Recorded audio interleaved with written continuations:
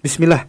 Semoga berkah, rahmat dan taufik dan kurnia Allah Subhanahu wa taala tercurah kepada antum sekeluarga dan kita semua. Amin. Amin.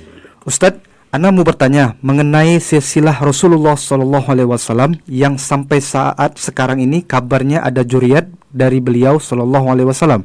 Syukron, jazakallahu khair, barakallahu fik. Wa fikum barakallahu jazakumullahu khairan. Masalah dzurriyyah, keturunan, itu dalam Islam adalah dari laki-laki, bukan dari perempuan.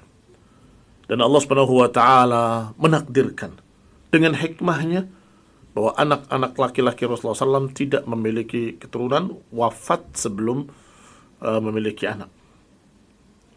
Taib, sehingga dengan ini tidak ada keturunan Rasulullah Sallallahu Alaihi Wasallam. Hanya saja dari anak perempuan Rasulullah SAW yang bernama Fatimah yang menikah dengan Ali radhiyallahu taala anhuma, semoga Allah meridhai keduanya ahlul bait wa yutahhiruhum tathira, semoga Allah mensucikan sesuci-sucinya, ada turunannya Al-Hasan Al-Husain. Dan kemudian Al-Hasan Al-Husain juga memiliki keturunan. Ada turunan Al-Hasan, ada turunan Al-Husain.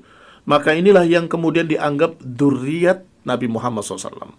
Padahal itu adalah dzurriyyatnya Ali bin Abi Thalib, atau di atasnya Ali masih ada Abu Thalib, di atasnya dan seterusnya.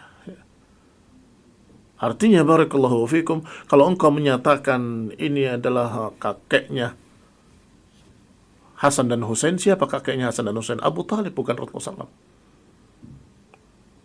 Taib, Allahumma illa kalau kita anggap bahwa keturunan itu dari perempuan.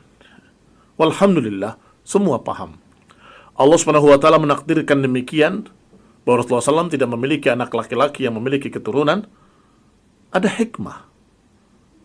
Ya, ini diantara hikmahnya adalah tidak ada seorang pun yang mengaku bahwa saya turunan Rasulullah SAW.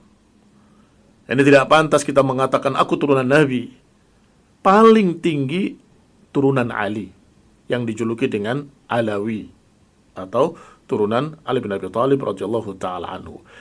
Itu pun tidak menjadikan satu perkara yang dibanggakan kalau tidak diiringi dengan tauhid was sunnah. Kalau diiringi dengan tauhid was sunnah, maka jelas yang merupakan ahlul bait, turunan Ali bin Abi Thalib lebih mulia daripada yang lain. Kalau imannya sama,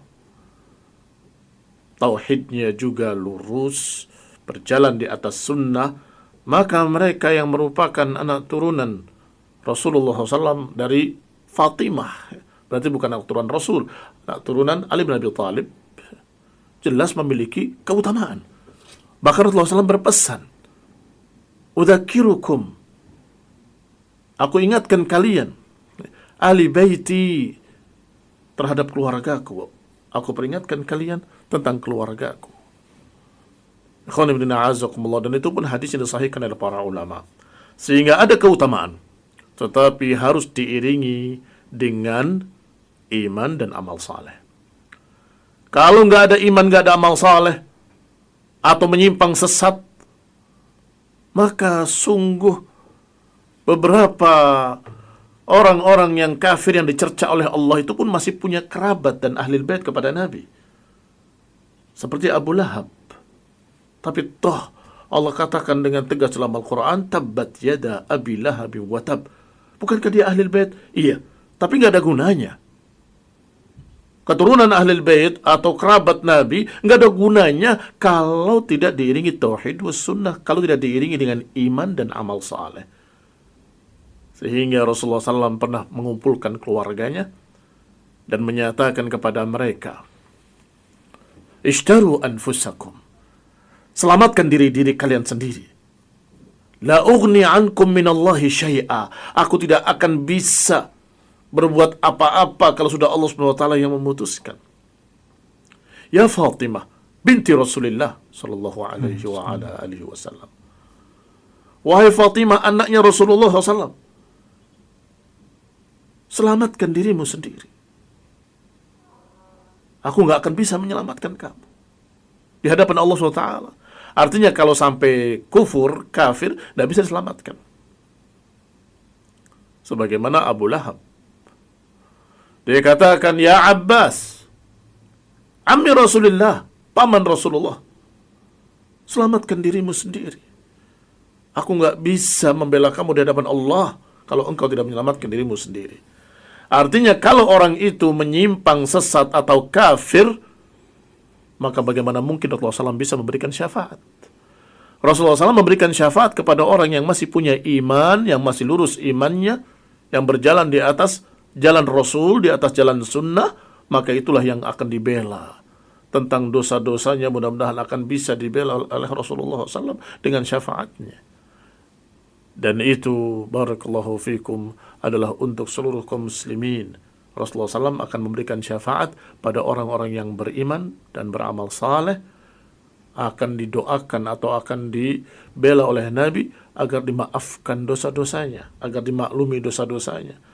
Abu Hurairah datang kepada Nabi dan bertanya, "Ya Rasulullah, man as'adan nas bi syafa'atika yaumil qiyamah?" Ya Rasulullah, siapa yang paling berbahagia dari manusia mendapatkan syafaat darimu? Siapa yang paling berbahagia dari manusia yang mendapatkan syafaat darimu? Nabi menjawab, "Man qala la ilaha illallah sidqan min qalbihi." Orang yang mengucapkan la ilaha illallah dengan jujur dari hatinya. Artinya jujur konsekuen. Tidak mengotori la ilaha illallah dengan kesyirikan, dengan berdoa pada makhluk, dengan berdoa pada orang mati, dengan berdoa pada kuburan-kuburan atau tempat-tempat keramat. Tetap di atas tauhid. Ini yang akan mendapatkan syafaat dari Nabi Muhammad sallallahu alaihi wa ala alihi wasallam. Wallahu taala alam bissawab.